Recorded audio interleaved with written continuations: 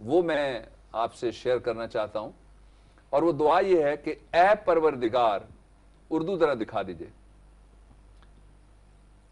ان لوگوں میں ان ہی میں سے ایک رسول بھیجیے جو ان کو آپ کی آیتیں پڑھ پڑھ کر سنایا کرے اور کتاب اور دانائی سکھایا کرے. یہ غور طلب باتیں، کتاب اور دانائی دونوں سکھایا کرے اور ان کے دلوں کو پاک صاف کیا کرے. بے شک تو غالب اور صاحب حکمت ہے. اب جو دانائی ہے وہ اللہ رب العزت نے اپنی صفت کے طور پہ صاحب حکمت اپنے آپ کو کہا ہے.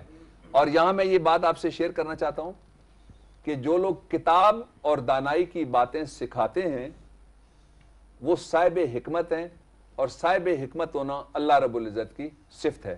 جو میں آپ سے بیان کرتا ہوں آپ مہربانی کر کے اس کو آگے بیان کیجئے، جس سے ملیے بے شک کوئی پورشن اس کے سامنے ضرور غور و فکر کے لیے رکھیے. جب آپ ایسا کریں گے آپ نہ صرف دانائی والے ہوں گے، صاحب حکمت ہوں گے، اللہ تعالیٰ کے پسندیدہ بندے ہوں گے، بلکہ میرے بھی محسن ہوں گے. اگر آپ ایسا کریں تو میرے اور میری ٹیم کو اپنی دعاؤں میں ضرور یاد رکھیے گا. نہیں کچھ کمی تیری ذات میں ہے، ہر ایک شے تیرے ہاتھ میں.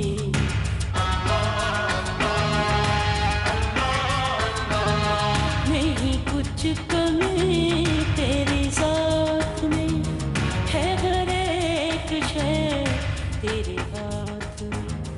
تو سحر میں شام جاز بن گیا زندگی بھر کا کنیکشن. آج ہی کسی بھی مالیت کا بیلنس لوڈ کر کے شامل ہو جائیں جاز لائف ٹائم ویلیڈیٹی میں، اور صرف ایک کال یا SMS سے انجوائے کریں اپنا جاز لائف ٹائم کنیکشن اور بیلنس جو کبھی ایکسپائر نہ ہو. جاز اب زندگی بھر کھل کے بعد.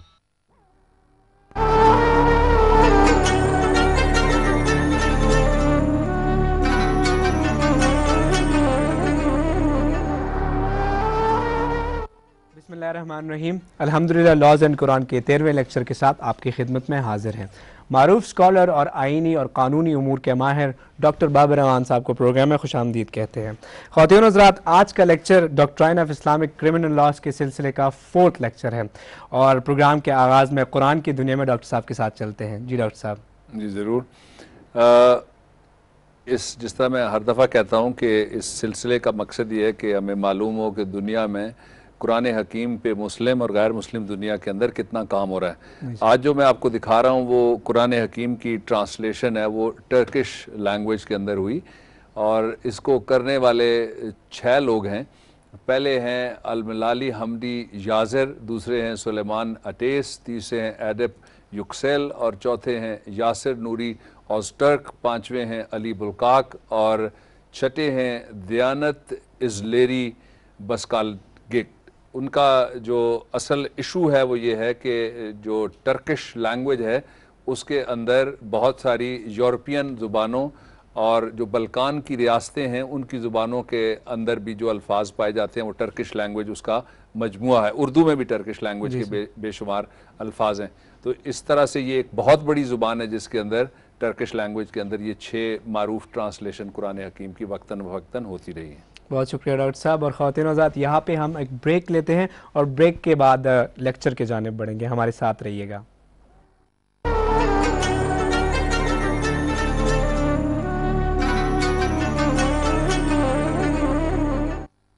جی ویلکم بیک. آئیے ڈاکٹر بابر امان صاحب کا 13واں لیکچر سنتے ہیں. جی ڈاکٹر صاحب بسم اللہ فرمائیے. بسم اللہ الرحمن الرحیم. یہ لیکچر بھی حصہ ہے اسلامک کرمنل لاز کی ڈاکٹرائن کا، جس کے اوپر میں بات کر رہا ہوں گزشتہ 3 ہفتوں سے.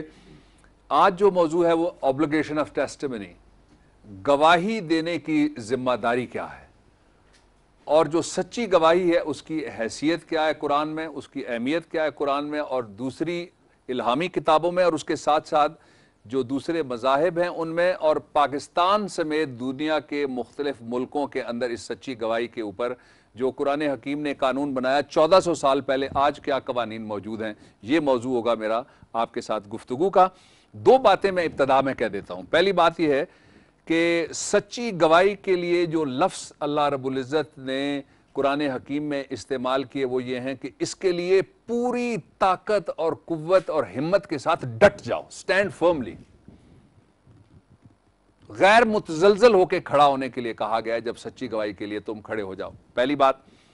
دوسرا، جب سچی گواہی کے موضوع پہ بات ہو رہی تھی تو حضور اکرم صلی اللہ علیہ وآلہ وسلم کے علاوہ دوسرے نبیوں کی بھی مثالیں دی گئیں قرآن حکیم میں۔ ایک، اس کے ساتھ ساتھ جو انسانی دنیا کے اندر ہونے والے جرائم ہیں ان کی مختلف نوعیتیں اور ان کی مختلف قسمیں، ان کے اوپر بھی بات کی گئی۔